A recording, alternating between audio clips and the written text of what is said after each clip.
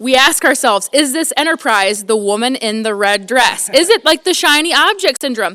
Yeah, direct marketing sounds great. I'm selling beef. It's so much fun. Customers are happy. But is it the woman in the red dress? Are you making the money, or could you be doing something else and it be really growing that enterprise and really expanding on your quality of life and profitability?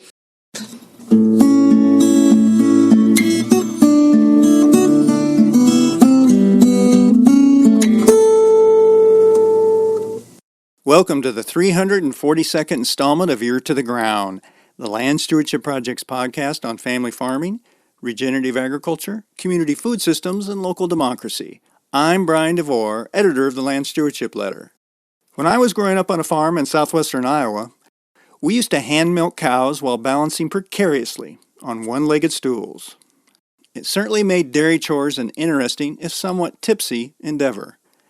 I think a lot about how today's farmers keep things in balance whenever I visit Wholesome Family Farms, a livestock enterprise run by Rochelle and Jordan Meyer in the Driftless region of southeastern Minnesota. It seems like whenever I travel to the owned and rented acres they farm, the Meyers have just added a new enterprise. Besides running a conventional dairy, they have pasture-based enterprises that involve rotationally grazing goats, beef cattle, hogs, and poultry.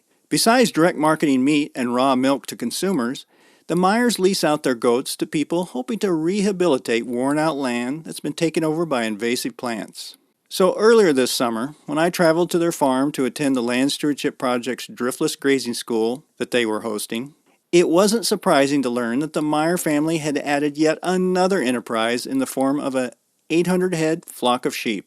Besides selling ewes, they're leasing out the sheep to help control vegetation beneath solar arrays in the region. But, as they made clear during their grazing school presentation, there's a method to the madness when it comes to deciding what enterprises to add as well as drop on Wholesome Family Farms. The Meyers are in their early 30s and have 7 children. That means any business decisions they make on the farm must be balanced against the needs of the family, first and foremost.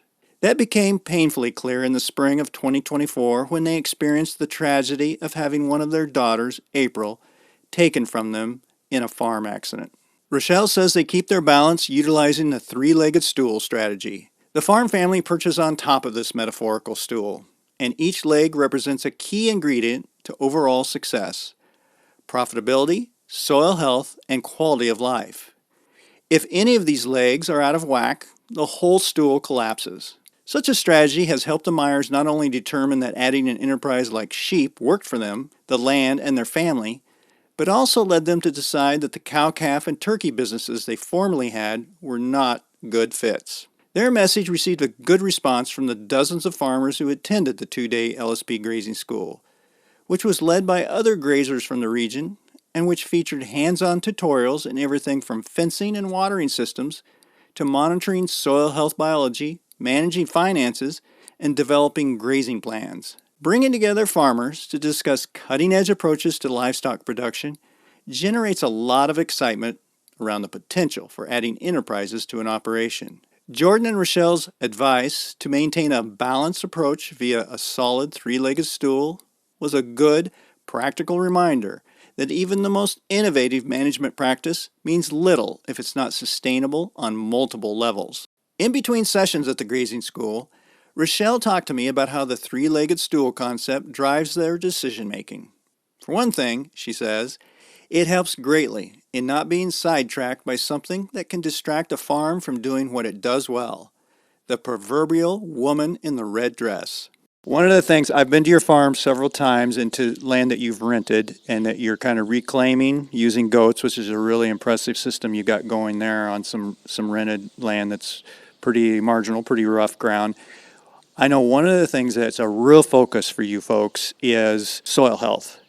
But one of the things you were talking about today was that's part of a three-legged stool for you, and I think that's a really important piece. But could you talk a little bit about that? What parts of that three-legged stool there are, and kind of maybe a couple examples of how you've had to refer to that a little bit when you're doing your management, your day-to-day management, and your long-term management? Yeah. So basically the concept of the three-legged stool is you're on top of the stool, and then the first leg represents your profitability, and then the second leg would be your soil health, and then your third leg would be your quality of life.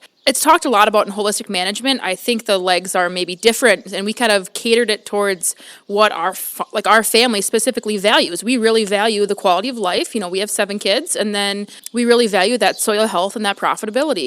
We got to make money to make all this work. So they're all really, really important to us. And the way the concept kind of works is if you're really focusing on like your profitability side, maybe you're running way more animal units than you should be, your soil health is going to lack, or your quality of life might be lacking. Or if you're really focusing on that quality of life piece and you're adding in a bunch of interior fencing and you're not doing daily moves like you should be, or you're overgrazing paddocks, you're going to sacrifice on the soil health side. So any decisions we make on our farm, any enterprises we choose to bring in, any fencing we add, basically anything runs through that 3-legged stool process to make sure that we stay balanced. Of course, it's not going to be a perfect balance all the time, but we want to stay on top, and we don't want one of those legs too short or we're going to fall over.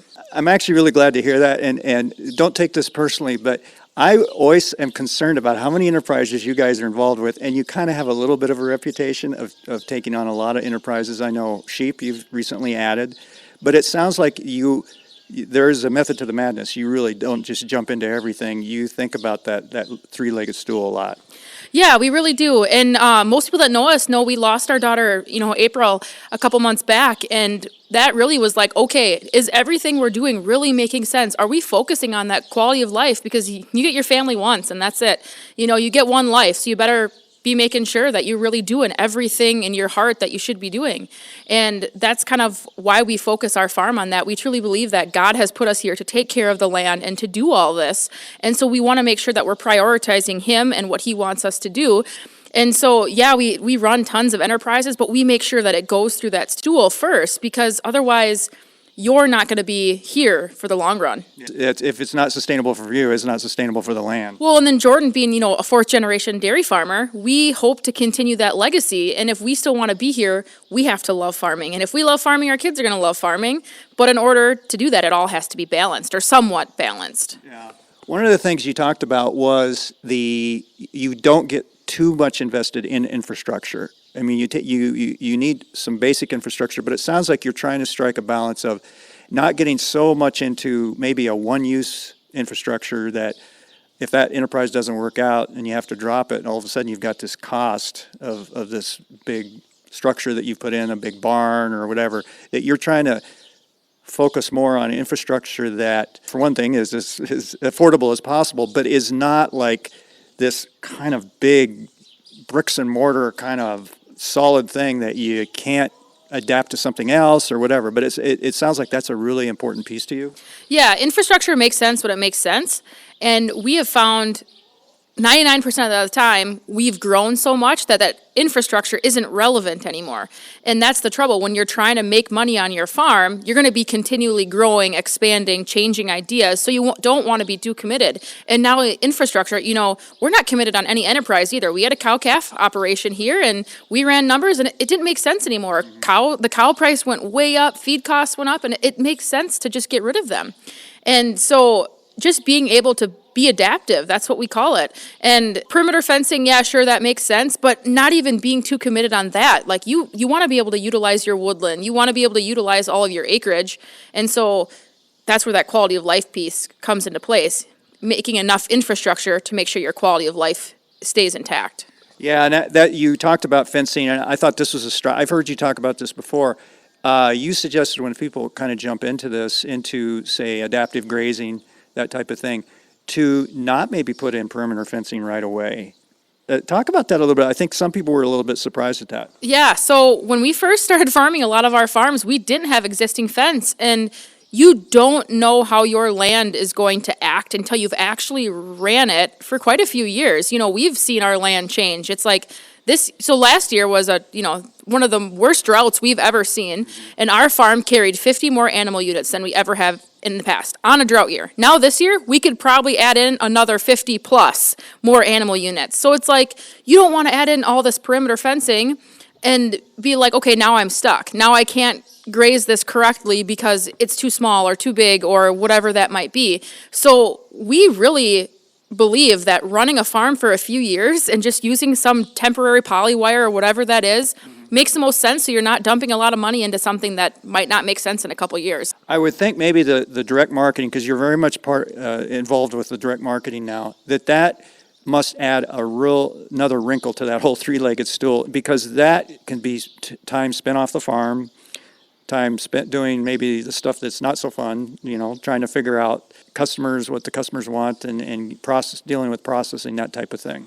Yeah, so that actually, that was one thing we really evaluated when we lost April, and we added the sheep. So we actually added the sheep in February, we lost April in April, and it was like, okay, something's got to give, because we have to take care of our family, we have to take care of our animals still, so like what makes sense? So we are still doing the direct marketing, however, we did step back from farmers markets. They take up your entire Saturday, every single week for the entire summer. It just made sense for our farm and where we're at. We kind of actually use another analogy. It's called the women in the red dress. So if you were in a crowd of a bunch of people just wearing normal colored clothes, and a woman walked down the center of the road with this bright red, beautiful dress, everybody's eyes would turn to her. So we ask ourselves, is this enterprise the woman in the red dress? Is it like the shiny object syndrome? Yeah, direct marketing sounds great. I'm selling beef. It's so much fun. Customers are happy. But is it the woman in the red dress? Are you making the money, or could you be doing something else and it be really growing that enterprise and really expanding on your quality of life and profitability? And that's where the direct marketing this year was like, she might be the woman in the red dress. Our sheep, we have 800 ewes out there, and it's like that enterprise is a fully, we have 2 hired people that help with them, and we sublease those sheep, so they go out to solar grazing. And it's like, okay, that enterprise is very profitable. It's sustaining itself. We can hire out help. That makes sense. Where the farmers markets and our drop sites and stuff like that, I was having to do all that. So I cannot delegate those tasks quite yet. So we see that, yep, that enterprise is the woman in the red dress. Maybe it's time to get rid of that one. So that's a really good point, because I was wondering about the sheep, because I knew it was interesting to hear the kind of the decision making that went behind that. That sounds like it was something that you had to, it had to fit, but it's also new. But you want to make sure it's not that woman in the red dress. Yeah, so we saw the sheep posted on a Facebook page. It was 850 ewes or something. And we ran numbers and we were like, okay, a week later we got the sheep. And the reason being is Jordan and I do not believe in adding another enterprise to our farm unless it is 100% sustaining itself and it can be hired out. It just does not make sense for us anymore to be expanding on a few things here or a few things there. It has to be fully profitable, paying for that farm, paying for help, because to expand, you need more labor force. And so those sheep, we went with 800 of the ewes. We kind of called off 50 of them before we bought them. So we went with 800 of them, and they just fit that farm like a glove. Now, this year, it's like we've had so much rain, we could probably add cows in with those sheep because we just have grass coming out of our ears. But it fit the farm they're on. It can sustain itself, so we don't have to do all of the labor ourselves, and so it just made sense. And that's a good point. We have had a complete turnaround in the weather. It came off of at least 3 years of drought. Now we are getting record-breaking rains. So that must be important, and I guess that's why it's so important that you don't get invested in a lot of big-time infrastructure. Things can change. Nature bats last. It has the last word. And so it could make sense to have all these sheep or to add another enterprise in a year like this, but maybe next year.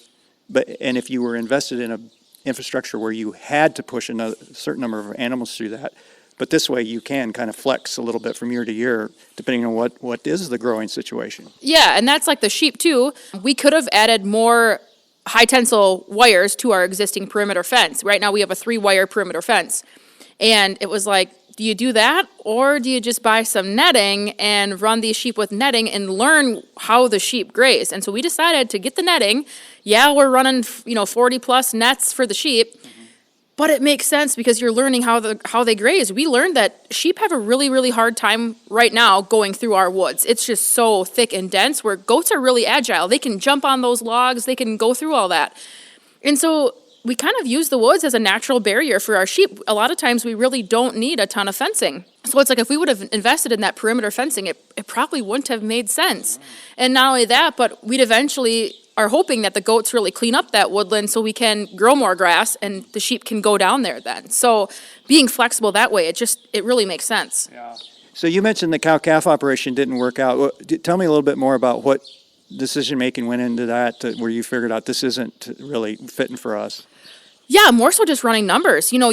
Your costs to keep them animals over winter is just so high. Cows eat a lot of feed. Where sheep and goats, you can utilize a lot of the woods and you can just handle more animals per acre than cows. Cows eat a lot. They take a lot of care. And if you're just selling, so specifically we are a grass operation, so we are calving on pasture. So we don't like to calve till end of April, beginning of May. Well, then if you want to go sell them calves come fall, nobody wants them calves. They're too small. They want big calves. So we're not even playing in the market anymore. And so you're not making the money you should be off them calves because they're so much smaller than everybody else's. And so when you're trying to play in that conventional market, you have to play the conventional market game. You can't play the grass game. Yeah. So that's where it made sense. We ran numbers and what we were making off them calves, it didn't make sense. We made way more money off of sheep. Yeah. Well, that's really impressive because right now it is tempting to get into the cow-calf market because it's pretty good. But if it's not working for you, it doesn't matter how good the prices are, it's not working for your particular setup. I truly believe, even though the cow prices are so high, I mean, we just took a Holstein, she was a milk cow, she was a cull cow. We got $1.40 for a hundredweight. That is a lot.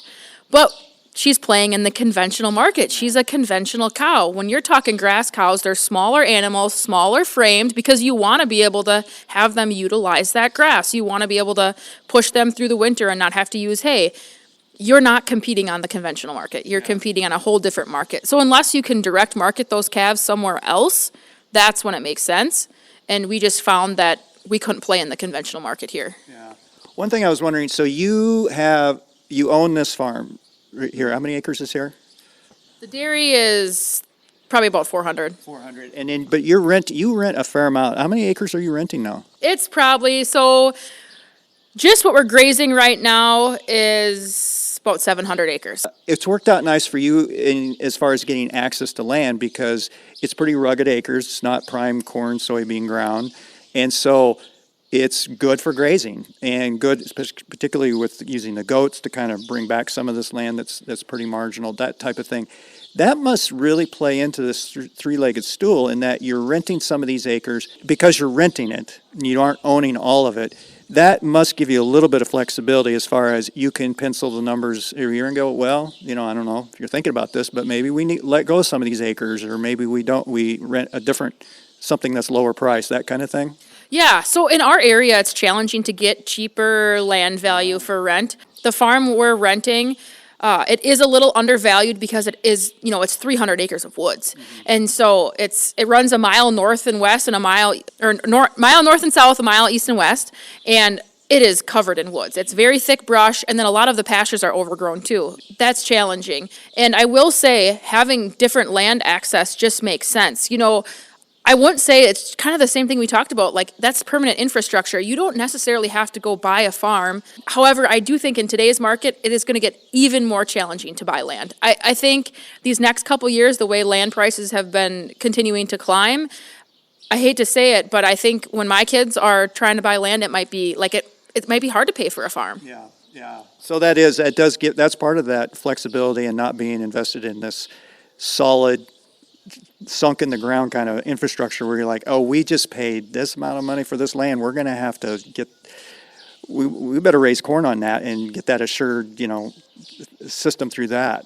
That's one thing that we really run numbers hard. You have to if you want to be able to either buy farms or know what enterprises to add, know what infrastructure to add, because if you're not running true numbers, and true numbers, I'm saying like you need to pay yourself for working. You need to make sure you have insurance figured in there. Even death loss, you have to figure a 30% death loss, because if you don't figure those numbers in there, you won't come out in the end. So that's one thing that we found is very important, is running your numbers ahead of time. What's your market for your sheep?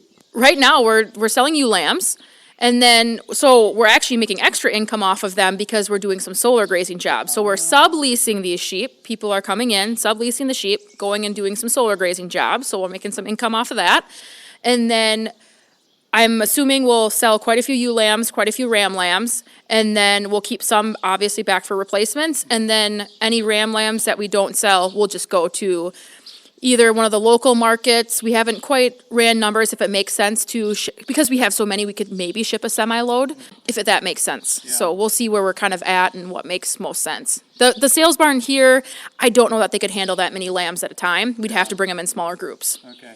You know, just going back a little bit to the renting some of this land that maybe is marginal, that one of the things that I've always been impressed with, because you folks focus so much on soil health, and you're using things like goats. Like, I know one thing Jordan talked to me about once was the goats kind of transport biology from the woods into the grazing paddocks, into the more open land. So you're adding value to that land. That's really critical to think about, adding value to land that is not maybe top crop ground to look at, but you're improving it. And it is part of that.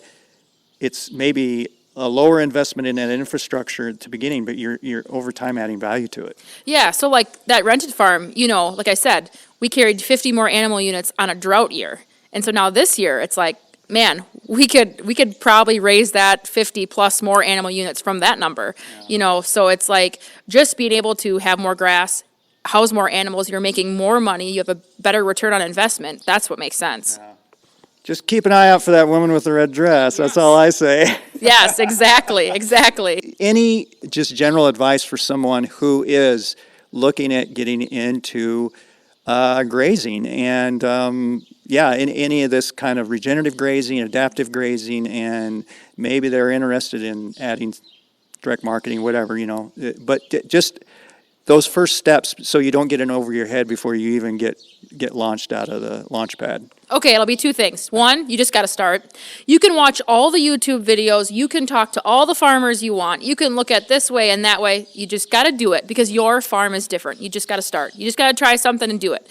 Second thing, you got to find a mentor or a friend, someone else that is at your next level, right? What you want to be doing in 5-10 years, because that's the person you're going to look up to, and that's the person you're going to push and strive for. Yeah. They say, I don't know what the statistic is, but you're like the top 5 people you hang out with, that's who you are. So we always try to be connecting with other farmers who are doing more, or, that push us to our limits, because then we try new things. Yeah. So if you can have a good connection of people, buddies that you call up or whatever, friends, that is how you really grow. It's good to see there is a method to the madness, that you are thinking about this. Oh, 100%. If there wasn't, you could run yourself to the ground. You could. And we've learned over time, as farmers, like, you think you just need to work more hours, like, right. And that's just the mentality that a lot of farmers have. You kind of got to overcome that. Otherwise, like I said, you have one life. You don't have to work yourself to death. You don't have to work hard. You have to work smarter. You really do. And if you want to be here and you want your farm to be here for your kids or the next generation, you got to start thinking outside the box. So there is a little bit of method to our madness. And, we make mistakes too. We've learned, like I said, we are dropping enterprises. We don't do turkeys anymore. We used to do turkeys. We used to do laying hens. We used to have 350 laying hens. We don't have laying hens anymore because they just don't make sense. You got to run the enterprises that you can grow profitably and sustainably.